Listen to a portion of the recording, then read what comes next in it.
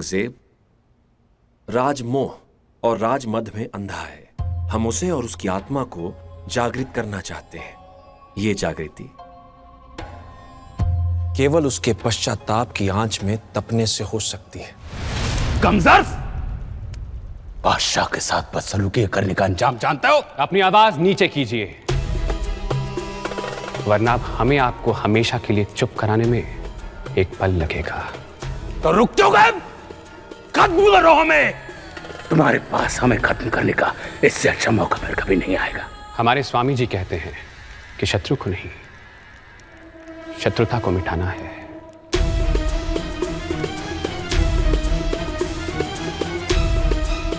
अगर अपनी इज्जत चाहते हो शहंशाह औरंगजेब, तो चुपचाप इस सुलेनामे पर हस्ताक्षर कर दो।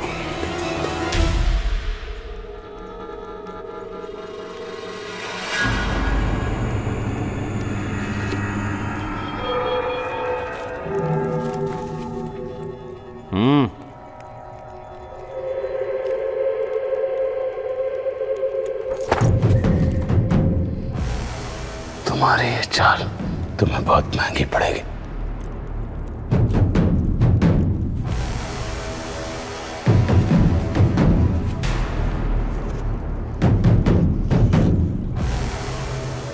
हमारी पहली मुलाकात काफी यादगार रही।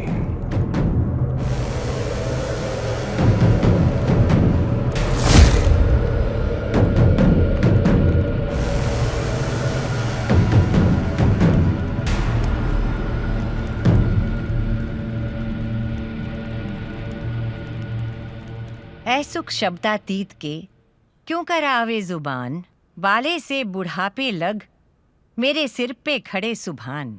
महाराज छत्रसाल ने जो कर दिखाया था वो किसी चमत्कार से कम नहीं था।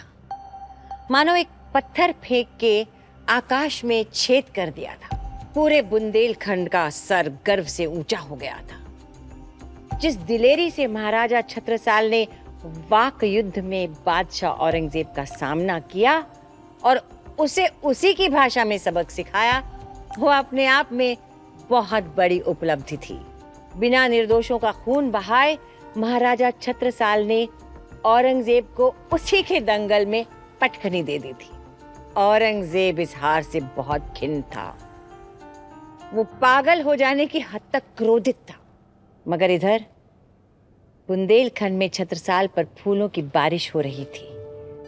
उनके नाम का नभभेदी जय घोष 10 दिशाओं में गूंज रहा था। छत्रसाल ने इस विजय का सारा श्रेय अपने गुरु और मार्गदर्शक स्वामी प्राणनाथ जी को दिया और वे सीधा आशीर्वाद लेने उनके पास पहुंचे।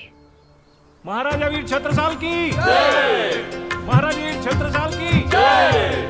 महाराजा वीर छत्रसाल की जय! सब रैयत रहे, ताजी रहे सिपाही, छत्रसाल ताराज को बार नभा को जाही, बार नभा को जाही।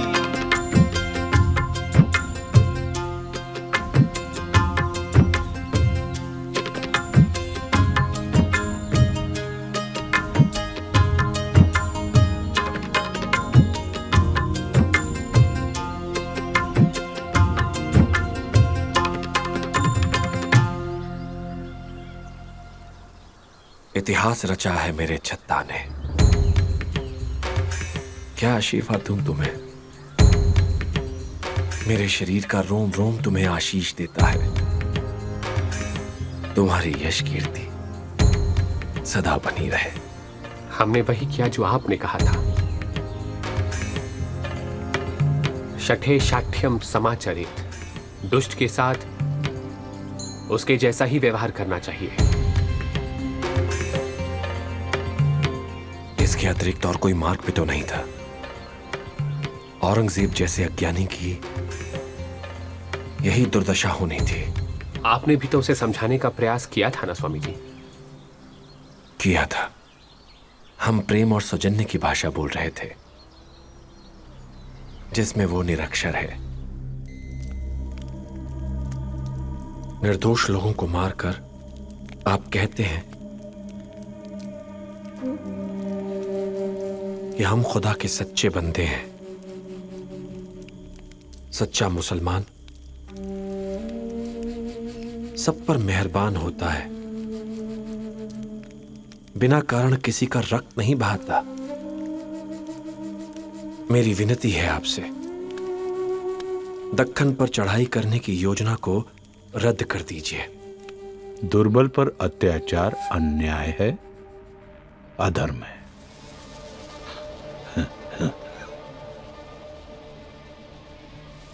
अब भी समय है।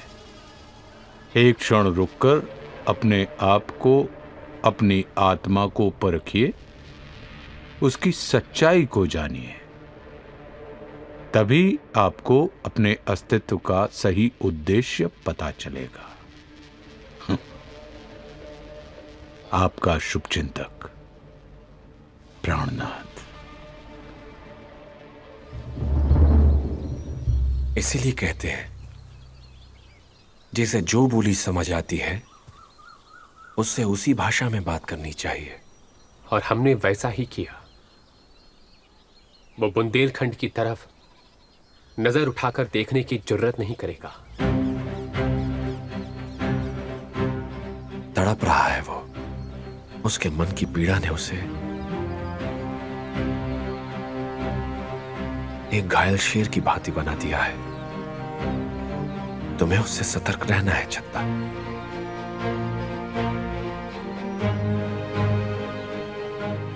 इस कहानी के कुछ प्रसंग अभी शेष हैं। औरंगजेब से संधि के बाद महाराजा छत्रसाल ने बुंदेलखंड के ऊपर मंडराने वाले मुगलिया खतरे को फौरी तौर पर तो जरूर टाल दिया था, और वो बड़ी तेज गति से अपने राज्य के विकास में भी लग गए थे।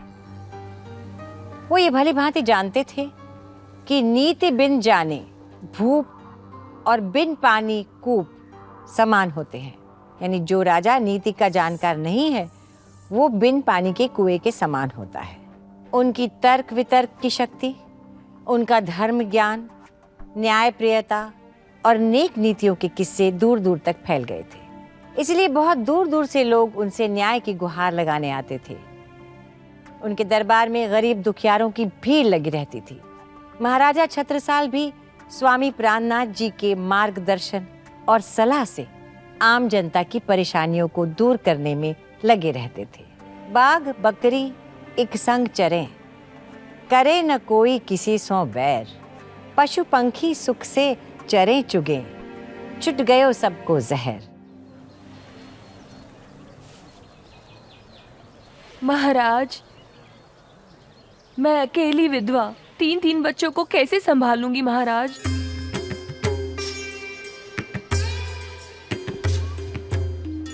आपकी क्या राय है स्वामी जी? पति के बिना स्त्री, बिना राजा के देश, बिना बल का योद्धा एक सर कटे धड़ के समान होते हैं।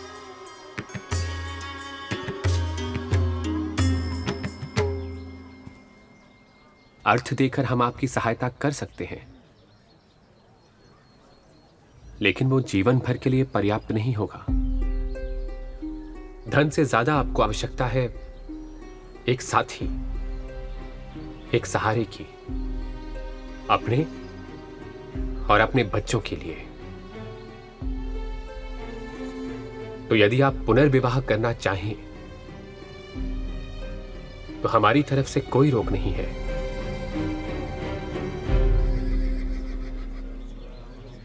महाराज, आप हमारे लिए देवता के समान हैं। किस मुंह से आपका धन्यवाद करूं?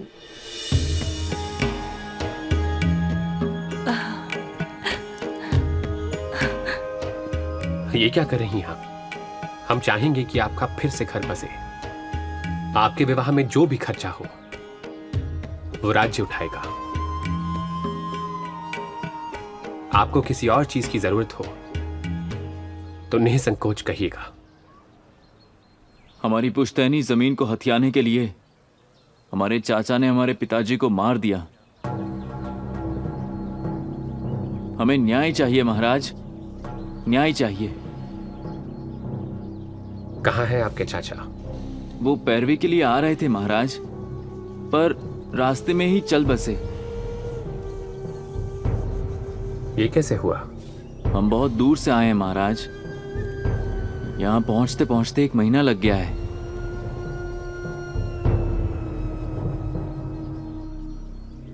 देर से किया हुआ अन्याय अन्याय होता है। हम आपको विश्वास दिलाते हैं कि आपको न्याय जरूर मिलेगा। हमें जान के बहुत दुख हुआ कि न्याय की आस में लोगों की जान चली जाती है, लेकिन उन्हें न्याय नहीं मिलता। एक देश की समग्रता और विकास के लिए आवश्यक है कि उसके देशवासियों को उचित समय पर समुचित न्याय मिले। इसीलिए हमने निर्णय किया है कि हर गांव में ग्राम पंचायत की स्थापना होगी। हर जिले के प्रत्येक गांव में 5 बुजुर्गों की पंचायत होगी जो आपसी समस्याओं और झगड़ों को बात करके निपटाएंगी, क्योंकि हम हर जगह नहीं हो सकते। ये पंचायत हमारी प्रतिनिधि होगी। लेकिन उससे होगा क्या छत्ता? उससे यह होगा कि गांव वालों की समस्याएं गांव में ही सुलझ जाएंगी। उन्हें महीनों तक न्याय पाने के लिए सफर नहीं करना पड़ेगा। और एक और बात, इन पंचों में वहां का कोई जमींदार या अमीर वर्ग का इंसान नहीं होगा। महाराजा वीर छत्रसाल की जय। महाराजा वीर छत्रसाल की जय। महाराजा वीर छत्रसाल की जय। महाराजा वीर छत्रसाल की जय। गुस्ताखी माफ हुजूर। उस सुलहनामे की वजह से क्या आप बुंदेलखंड को आजाद कर उस काफिर छत्रसाल के हाथ में दे देंगे? हरगिज़ नहीं।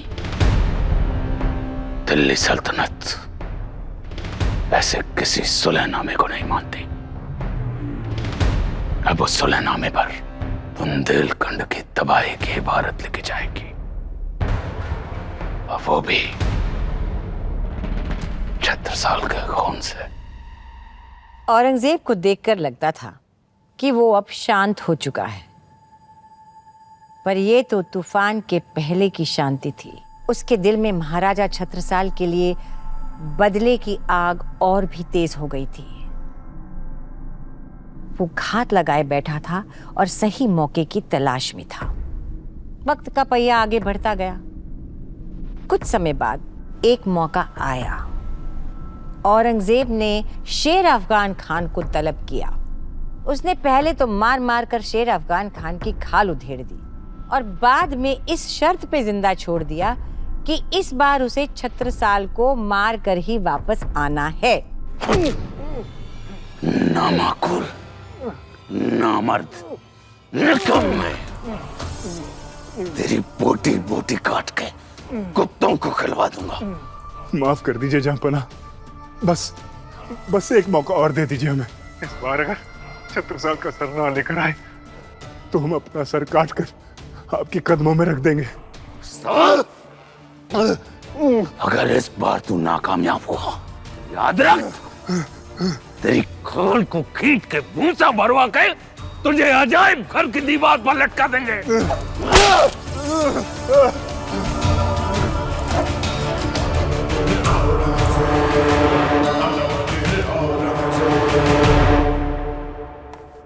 शेर अफगान बादशाह को अपनी जान की कसम देकर वहां से निकल गया। आने वाले खतरे से अनजान छत्रसाल अपने दोनों बेटे जगतराज और हृदय शाह की परीक्षा लेने की तैयारी में लगे थे। उन्होंने अपने दोनों पुत्रों के बीच एक प्रतिस्पर्धा आयोजित की और इसमें विजेता होने वाले को अपना उत्तराधिकारी बनाने का ऐलान किया। इसी सिलसिले में वो महेबा आए हुए थे।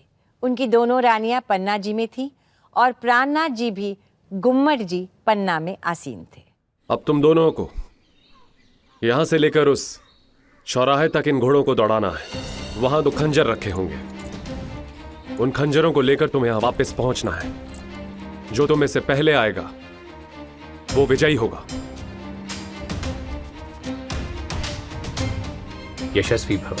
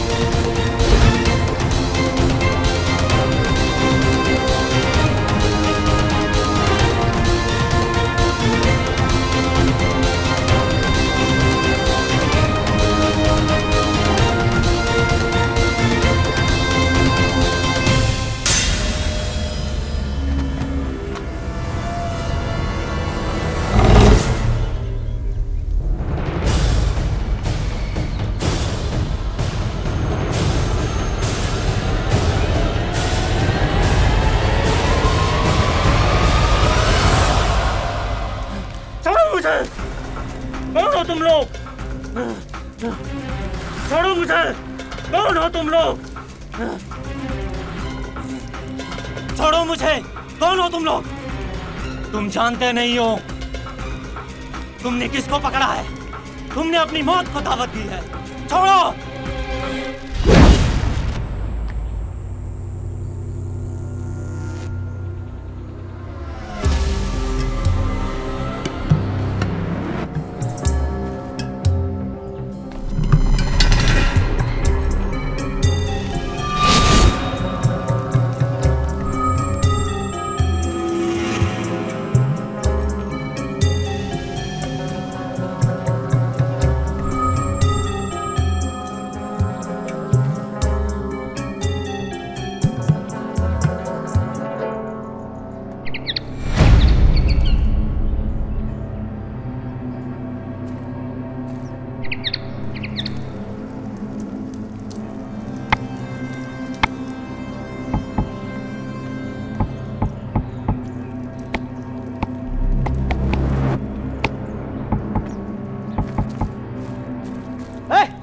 क्या कर रहे हैं तुम? ज्यादा चालाकी करने की कोशिश की तो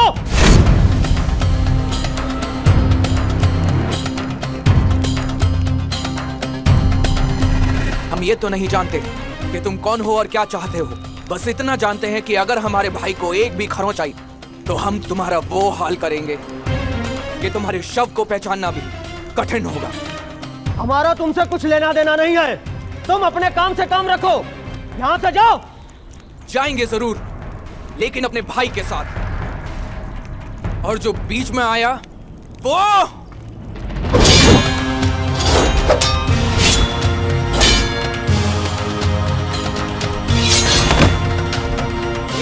रुक जाओ हृदय।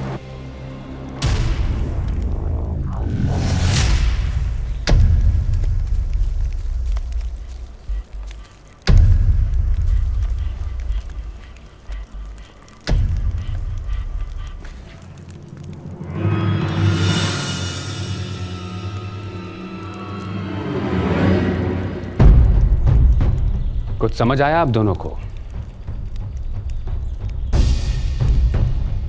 प्रतियोगिता ये नहीं थी कि आप दोनों में से घुड़सवारी कौन अच्छी कर सकता है या कौन तेज है। प्रतियोगिता ये थी कि संकट की स्थिति में आप एक दूसरे के साथ खड़े रहेंगे या नहीं। जब तक हमारा जीवन है तब तक हम भाइयों के प्रेम का दिया जगमगाता रहेगा।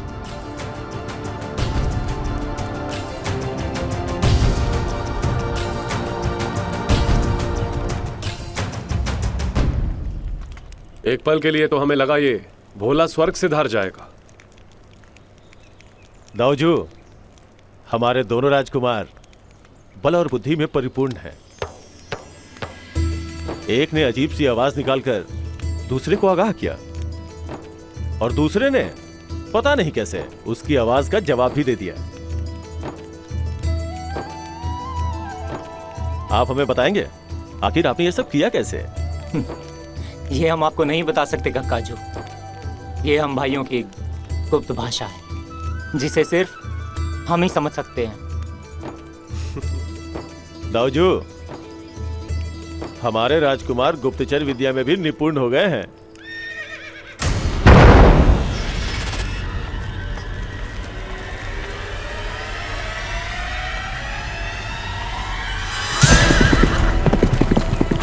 निर्मलगढ़, युद्ध की तैयारी करो।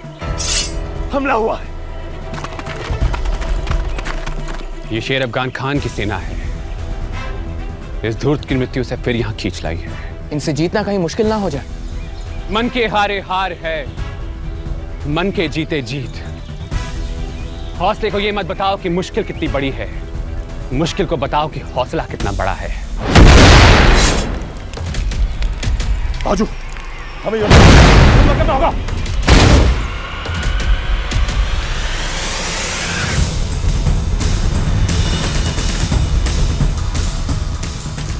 तुर्मंगद, सरदार बहिलिया को सूचित कर दो कि हमें उनके सबसे कुशल पक्षियों की आवश्यकता है। पन्ना जी के किले पर आपातकालीन संदेशा भिजवा दो और हमारी सेना को यहां के लिए कूच करने को कहो। जी दाऊजी।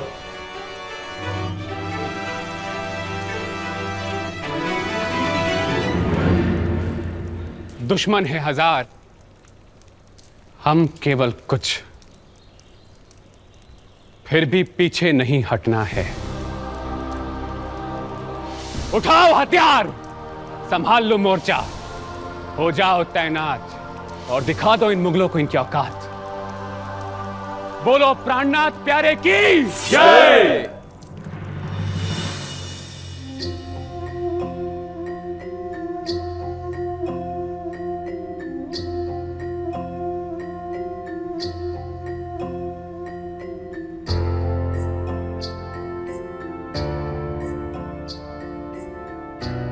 परम धाम में आनंद ही आनंद में रहने वाली ये आत्म शूरता इस नश्वर जगत में आई है। इस शरीर के माध्यम से सूरता ने जागनी लीला खेली है। अब इस दृश्य साकार स्वप्न जैसे संसार को छोड़कर परम धाम प्रयाण करने की घड़ी आ चुकी है।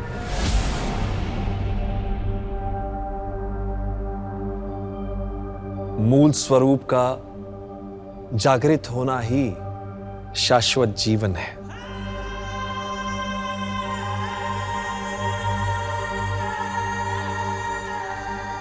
स्वामी जी, स्वामी जी। और अज्ञानतावश लोग इसे मृत्यु कहते हैं और इससे भयभीत भी रहते हैं, किंतु ये तो आनंद का अवसर है। परम धाम के दिव्य प्रेम और आनंद की ओर ले जाने वाली घड़ी सर्वश्रेष्ठ है। स्वामी जी, हम अभी गरीबदास को बेचकर महाराज छत्रसाल जी को बुलवा लेते। उसकी आवश्यकता नहीं पड़ेगी लालदास।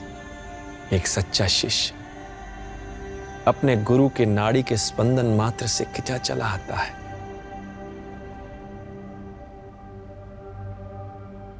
बस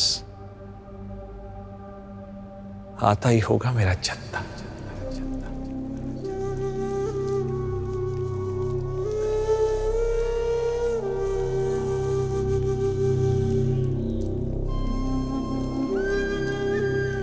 पिया बिना कछु ना भावही, जानो कब सुनो पिया बैन।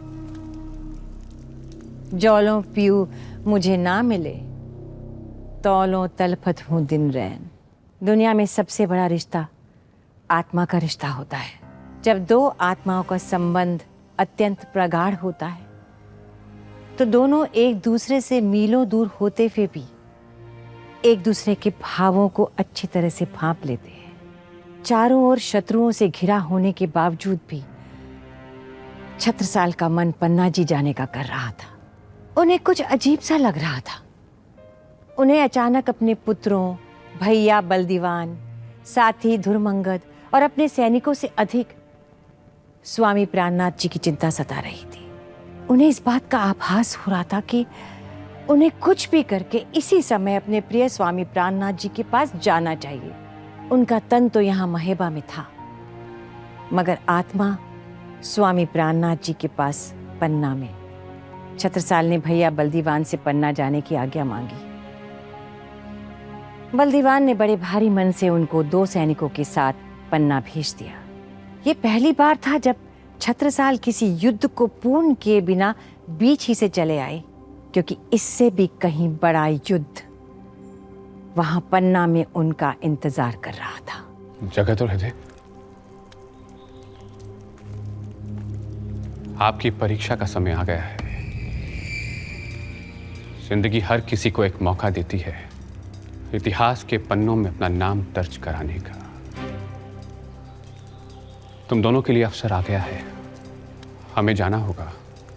प्राणनाथ जी हमें बुला रहे हैं और वही हम सबकी रक्षा करेंगे। हम आपको वचन देते हैं, आपके नाम की गरिमा कम नहीं होने देंगे।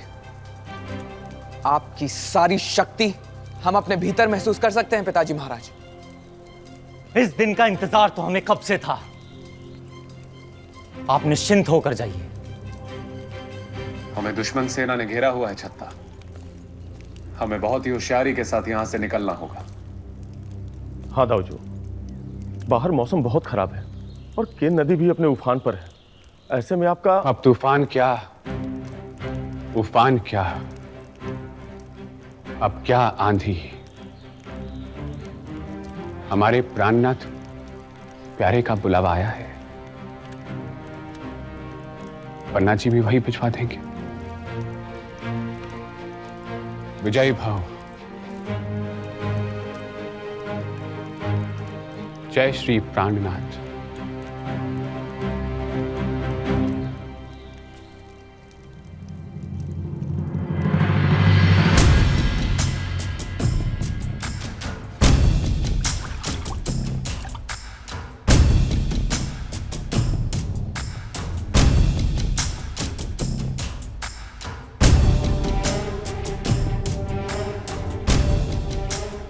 पन्ना में स्वामी प्राणनाथ जी ने अचानक समाधि लेने का फैसला लेकर सभी सुंदर साथ को व्याकुल कर दिया था।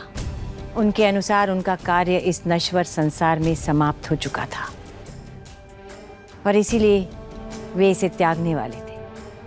मगर कहीं ना कहीं उन्हें अपने चहेते छत्ता के आने की उम्मीद जरूर थी। उधर छत्रसाल महेबा से निकलकर भले भाई को बेतहाशा भगाकर केन नदी के किनारे पर पहुंच गए, मगर वहां का नजारा देखकर तो हैरान हो गए। केन नदी में बेतहाशा बाढ़ आई हुई थी। नदी अपने पूरे उफान पर थी।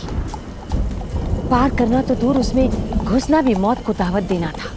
मगर छत्रसाल और स्वामी प्राणनाथ जी को मिलने से आज दुनिया की कोई भी ताकत नहीं रोक सकती थी। एक शिष्य को एक गुरु के पास पहुंचना था और उन्हें समाधि लेने से रोकना था।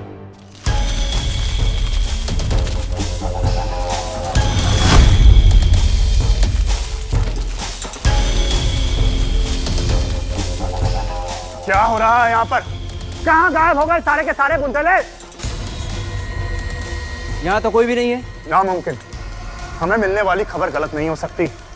अगर वो यही हैं, तो फिर उन्हें जमीन खा गई या आसमान निकल गया। यहाँ खड़े खड़े कयास लगाने से क्या होगा? जाकर ढूंढो कहाँ गायब हो गए वो बुंदेले। कोई जिन है क्या जो हवा में घुल गए? ढूंढो। मैंने कहा था ना लालदास, ये दुखी होने का नहीं है, आनंद के उत्सव का अवसर है।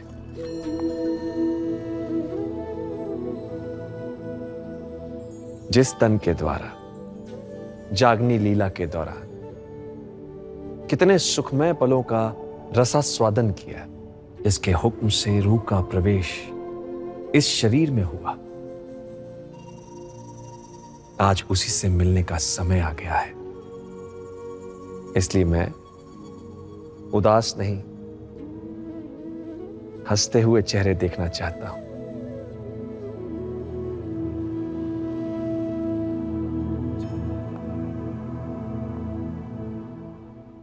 और जिस तन में विराजमान होकर अक्षरातीत पर ब्रह्म की जागनी लीला हुई हो, उनकी सेवा का सुख भी तो हमसे छीना जा रहा है। मैं तुम्हारे हृदय में विराजमान होकर आगे की जागनी लीला की संपूर्ण बीतक मैं तुमसे लिखवाना चाहता हूं लालदास, जिसके द्वारा हर सुंदर साथ जिसकी मुझसे एक सूत्रता है, वो सदैव मेरी उपस्थिति का अनुभव करेंगे। ये तो हमारा परम सौभाग्य है स्वामी जी।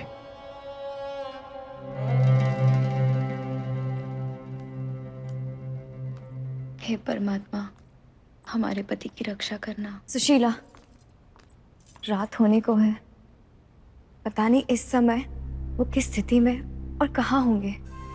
चिंता मत करिए दीदी जी, प्राणनाथ जी का आशीर्वाद सदा उनके साथ है। उनके अनन्य संबंध संसारिक बंधनों से परे अटूट है, अलौकिक है। महाराज जी को मिले बिना वो समाधि ले ही नहीं सकते। तुम इतने विपरीत परिस्थितियों में भी अपने मन को इतना स्थिर कैसे रख पाती हो सुशीला? तुम्हें चिंता नहीं होती? पत्थर दिल नहीं है हम, चिंता तो हमें भी होती है, पर अपने मन से ज्यादा हमें प्राणनाथ जी के वचनों पर विश्वास है। आप अपना मन शांत रखिए, वो सकौशल लौट के आएंगे। परमात्मा करे तुम्हारी हर बात सच हो।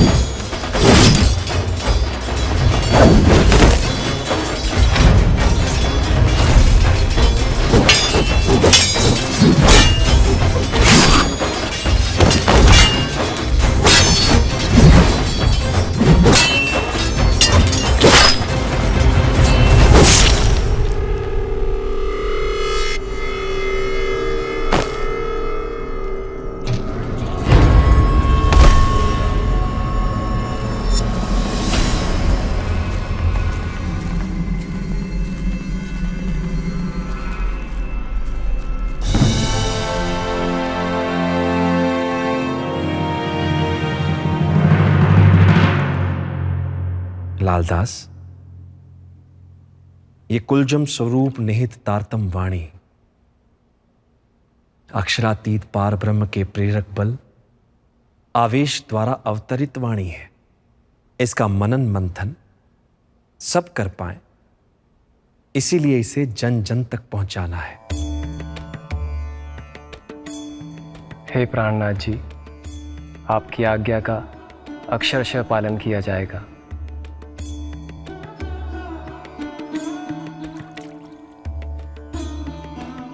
न ही प्रतीके सह, अर्थात मूर्ति प्रतीक उपासना नहीं, बल्कि ध्यान द्वारा हृदय मंदिर में दिव्य युगल स्वरूप की प्रतिष्ठा करनी है। परमात्मा ने मनुष्य के तन में प्राण प्रतिष्ठा की है और साथ ही उसके हृदय में अपना धाम बनाने का वचन दिया। अतः अंतर मन में छिपे परमात्मा के दर्शन करने का एकमात्र उपाय ध्यान ही है। हे प्राणनाथ जी, भविष्य की जागनी लीला का यही मूल मंत्र सबको समझाएंगे कि ब्रह्म ज्ञान जीवन, ब्रह्म ज्ञान अनुरूप जीवन, ब्रह्म ज्ञान मंथन और निज स्वरूप के ध्यान का कोई विकल्प नहीं है।